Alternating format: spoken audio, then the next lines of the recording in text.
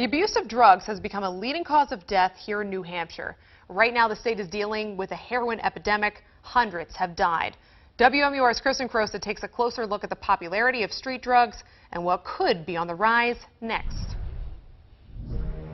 Avery Johnson and Janelle Brophy are recovering from a drug addiction.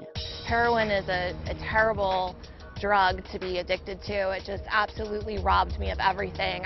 But despite that, it's something people continue to turn to. They say drug users go for what's cheap and available. You want to feel better or feel nothing, and that's the bottom line. According to law enforcement, heroin being sold on the street is being laced with fentanyl, a potent anesthetic, and it's highly addictive.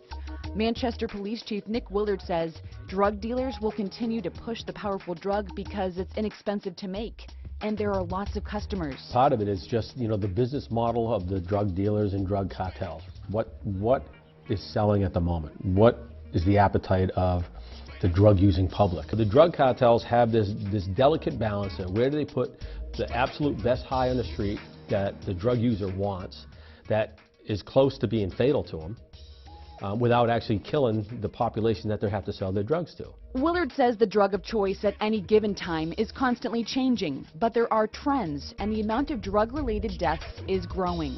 According to the state's medical examiner's office, deaths it investigated caused by opiates and opioids have continued to steadily rise over the past 5 years, and now, in 2015, the deaths involving fentanyl are at an all-time high. There were 17 in 2011, and this year, there are 165, and that number continues to grow. Willard believes that there are two things that have contributed to this drug epidemic. He says one is the painkiller OxyContin has changed. It can no longer be crushed into a powder, which a user typically would use to ingest by snorting or even cooking it on a spoon and injecting. I think that's really it was a game changer. And then there's this. According to the Centers for Disease Control and Prevention, prescription pain medication sales quadrupled from 1999 to 2010.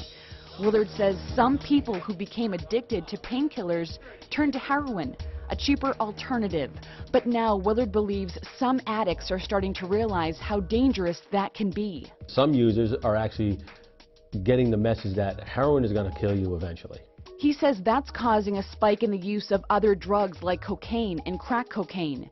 Serenity Place, a treatment center in Manchester, is seeing it firsthand. It's kind of a perfect storm. We're seeing a resurgence in other substances out on the streets.